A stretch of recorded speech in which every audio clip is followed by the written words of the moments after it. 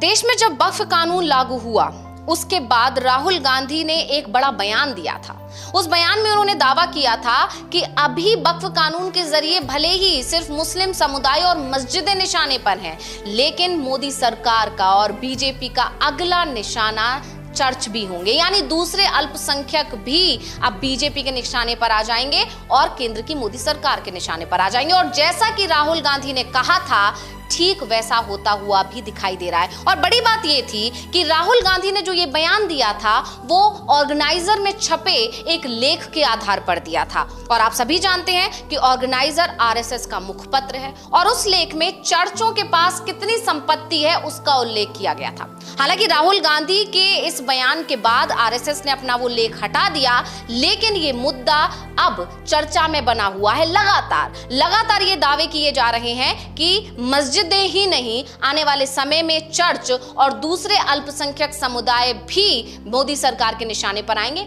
उनकी संपत्तियां भी हड़पी जाएंगी और उन संपत्तियों को लेकर मोदी सरकार सिर्फ अपने उद्योगपति मित्रों को देगी और अपनी जेबें भरेगी। इस तरह के तमाम आरोप मोदी सरकार पर लगी रहे हैं, लेकिन इन सब के बीच में इन आरोपों पर मोहर लग गई छत्तीसगढ़ के रायगढ़ जिले से सामने आई एक वीडियो से। पहले आप उस वीडियो को देखिए कि उस वीडियो में ऐसा क्या है जिसके बाद से इस तरह के आरोप एक बार फिर गहरा गए हैं।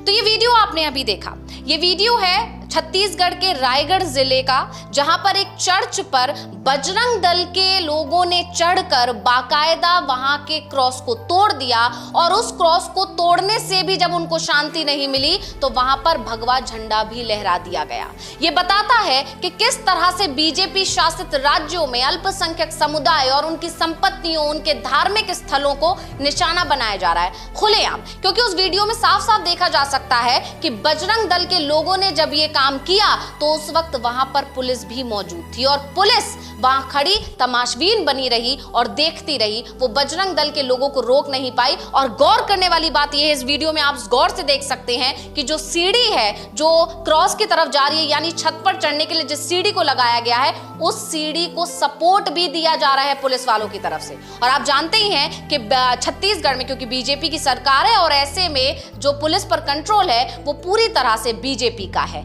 ऐसे में पुलिस भी वहां पर किसी भी तरह का कोई एक्शन लेती हुई दिखाई नहीं दे रही है। ना तो पुलिस की तरफ से कोई हाथापाई की गई, ना ही डंडे बरसाए गए, ना कोई फायरिंग की गई। जबकि इसके उलट अगर किसी विपक्षी दल की तरफ से या किसी विरोधी की तरफ से, जो कि मोदी सरकार का विरोधी हो या बीजेपी शासित राज्य में सरकार विरोधी हो, कोई छोटा सा प्रदर्शन भी किया जाता है, विरोध प्रदर्शन भी किया जाता है, तो पुलिस बाकायदा डंडे बरसाते हुए नजर आती है। तमाम ऐसे वीडियो सामने आते रहे अविनाश जी, जिसमें यह देखा जाता है कि पुलिस कैसे दौड़ा दौड़ा कर पीटती है प्रदर्शनकारियों को। यहां तक कि छात्रों पर भी डंडे बरसाए जाते हैं जब वो अपनी मांगों को लेकर विरोध प्रदर्शन करते हैं, चाहे यूपी हो, चाहे बिहार हो, चाहे दूसरा कोई भी राज्य हो। लेकिन इस वीडियो में साफ तौर पर देखा जा रहा है कि किस तरह से चर्च पर बजरंग दल के लोग चढ़ रहे हैं। सीधे सीधे तौर पर कहा जाए तो बजरंग दल के गुंडे चढ़ रहे हैं और पहले क्रॉस को तोड़कर फेंकते हैं और उसके बाद भगवा झंडा वहां पर लहराते हैं। नहीं, बिल्कुल जिस तरीके की ये घटना घटी है, बीजेपी का वहाँ शासन चल रहा है। लंबे समय से बीच में 5 साल के लिए कांग्रेस की सरकार जरूर बनी थी,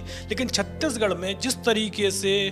जो बजरंग दल के लोग हैं वो पूरी तरीके से अनियंत्रित हैं। उन्हें सत्ता का तो संरक्षण मिला ही हुआ है, प्रशासन को वो गिनती में ही नहीं रखते हैं। और जिस तरीके से पुलिस की मौजूदगी में चर्च की छत पर चढ़ा गया क्रॉस के साथ, जिस तरह छेड़छाड़ की गई है और वहाँ भगवा झंडा फहरा दिया गया है, और उसके बाद भी अभी तक किसी के खिलाफ कोई एफआईआर दर्ज नहीं हुई है। यानी कि प्रशासन का सीधा सीधा संरक्षण मिला हुआ है, क्योंकि वीडियो में साफ दिखाई दे रहे हैं, वो सारे चेहरे सामने नजर आ रहे हैं जो एक धर्म स्थल को अपवित्र करने की कोशिश कर रहे हैं, और उनके खिलाफ कोई कार्रवाई नहीं हो रही है। तो साफ दिखाई दे रहा है, जिस चीज़ को लेकर राहुल गांधी लगातार बोलते रहे हैं कि बीजेपी की कोशिश यही है कि देश में मनु संहिता को लेकर आया जाए, जबकि कांग्रेस लगातार संविधान का बचाव कर रही है कि भाई संविधान जो देश को मिला हुआ है वही लागू रहेगा इस देश पर, और बीजेपी कितनी भी कोशिश कर ले वो मनु संहिता लेके नहीं आ पाएगी। लेकिन जहां बीजेपी की राज्य में सरकार है, वहां जो घटनाएं घट रही हैं, वहां जिस तरीके से दूसरे धर्म के लोगों को निशाना बनाया जा रहा है, अभी तो वक्फ कानून वाला जो मामला सुप्रीम कोर्ट में है, उस पर सुप्रीम कोर्ट का कभी भी फैसला आ सकता है। जिस तरीके से वक्फ कानून के फैसले से पहले ही तमाम मस्जिद, दरगाह और उनके धर्म स्थलों को तोड़ा जा रहा है, उसको लेकर सुप्रीम कोर्ट नाराजगी भी जता चुका है। अब ऐसे में अगर वक्फ कानून मान के चलते यदि उसमें कुछ प्रावधानों को छोड़कर सुप्रीम कोर्ट उसको मंजूरी दे देता है, तो मुस्लिम समुदाय के लिए कितनी मुश्किलें खड़ी हो जाएंगी। ये चीज़ अब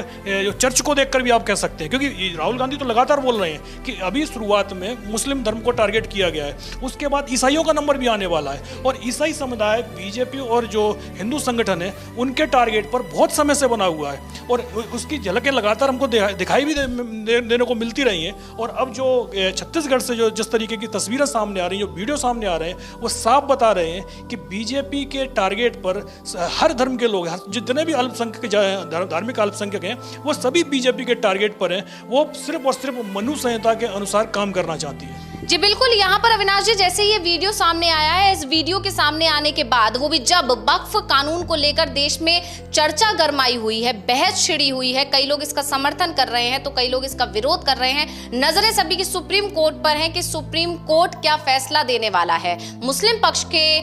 तरफ जाएगा फैसला या फिर सरकार के पक्ष में जाएगा। इस सब को लेकर जहां बहस छिड़ी हुई है और ऐसे में ये वीडियो सामने आ जाता है, लेकिन जिस तरह से ये वीडियो सामने आया है, इस वीडियो को देखकर अविनाश जी, निशिकांत दुबे जो कि बीजेपी सांसद हैं, उनका वो बयान, या सीधे सीधे तौर पर कहा जाए तो उनकी वो धमकी भी याद आ जाती है, जिसमें उन्होंने साफ तौर पर सुप्रीम कोर्ट और उस वक्त के सीजीआई संजीव खन्ना को धमका दिया था और कहा था कि आने वाले समय में अगर कोई गृह युद्ध होता है देश में तो उसके लिए साफ तौर पर सुप्रीम कोर्ट और संजीव खन्ना जिम्मेदार होंगे। और ये बयान तब आया था जब वक्फ कानून पर सुनवाई चल रही थी, पहले फेज की जो सुनवाई हुई थी। तो ऐसे में जब ये वीडियो सामने आया है तो कहीं ना कहीं निशिकांत दुबे का वो बयान बता रहा था कि कहीं जो हालात आज हैं, ये अगर वक्फ कानून को लेकर फैसला सरकार के पक्ष में नहीं आया तो ये होगा जो छत्तीसगढ़ में हुआ, ये पूरे देश में भी हो सकता। नहीं, बिल्कुल, निशिकांत दुबे ने तो ये भी बोला था कि देश में जो धर्म युद्ध चल रहे हैं उनके लिए भी सुप्रीम कोर्ट ही जिम्मेदार है। और जो धर्म युद्ध जिस तरीके के वीडियोज इस समय सामने आ रहे हैं, ये निशिकांत दुबे की नज़र में ये क्या है, क्या ये धर्म युद्ध नहीं है? आप एक धर्म के लोगों के खिलाफ सीधा सीधा हमला बोल रहे हैं, उनके धर्म स्थल पर हमला बोल रहे हैं, और आपकी सरकार की पुलिस वहाँ मूक दर्शक बने खड़ी हुई है, उसके सामने ही सारी चीज़ें हो रही हैं। यानी एक तरीके से आपने जो सत्ता का प्रदर्शन है, ताकत का प्रदर्शन आप कर रहे हैं कि अल्पसंख्यकों को बोलने का एक आज़ादी भी, उनको धर्म स्थल में जाने की आज़ादी भी एक तरीके से आप छीनने की कोशिश कर रहे हैं। तो धर्म युद्ध के लिए जिम्मेदार सुप्रीम कोर्ट है कि जो बीजेपी और उससे जुड़े हुए संगठन के लोग हैं, सुप्रीम कोर्ट की तरफ से तो लगातार इस तरीके की कार्रवाई पर रोक लगाने की कोशिशें चल रही हैं। जो इस तरीके की घटना होती हैं, कई मामलों में तो सुप्रीम कोर्ट स्वतः संज्ञान ले लेता है, क्योंकि राज्य सरकार की तरफ से तो कोई कार्रवाई नहीं होगी इस मामले में, ये तो दिखाई दे रहा है। क्योंकि अभी तक कार्रवाई होना होती तो कार्रवाई शुरू भी हो चुकी होती। जो लोग वीडियो में साफ साफ दिख रहे हैं वो अब तक सलाखों के पीछे पहुंच गए होते। लेकिन बीजेपी की सरकार में कार्रवाई तब होती है जब कोर्ट स्वतः संज्ञान लेता है, खुद ही आदेश देता है कि आप एफआईआर लिखिए, और एफआईआर किन किन धाराओं में लिखिए अब तो यह भी बताना पड़ता है कोर्ट को। नहीं तो कोर्ट के आदेश पर एफआईआर ऐसी लिख ली जाती है कि निचली कोर्ट ही उसको तुरंत ही जमानत देते। तो ऐसे में सवाल तो बीजेपी की सरकार पर ही उठ रहे हैं। और साफ है कि जिस तरीके से बीजेपी और हिंदू संगठन के लोग दूसरे धर्म को निशाना बना रहे हैं, उससे साफ है कि अगर इनको नहीं रोका गया तो जो चीज़ निशिकांत दुबे सुप्रीम कोर्ट के लिए बोल रहे थे वो हकीकत में उन्हें अपनी पार्टी और अपनी पार्टी से जुड़े हुए संगठनों के लिए बोलनी चाहिए। हालांकि इस पूरी घटना को लेकर दावा यह भी किया जा रहा है कि एक हनुमान मंदिर को निशाना बनाया गया था, उसके बाद बजरंग दल के लोगों ने चर्च को निशाना बना लिया। लेकिन इसके बाद भी बड़ा सवाल ये उठता है कि आखिर बजरंग दल के लोगों ने कानून को अपने हाथ में लेने की हिम्मत कैसे की, किसके समर्थन से की, किसके इशारे पर की। और जिस तरह से पुलिस वहां मौजूद है और पुलिस के सामने बजरंग दल के लोग ये कर रहे हैं, तो उस पे साफ है कि कहीं ना कहीं पुलिस को इस मामले की पूरी जानकारी थी, बावजूद इसके बजरंग दल ने ये काम किया। साफ है कि कहीं ना कहीं सरकार का संरक्षण भी इन लोगों को मिला हुआ है।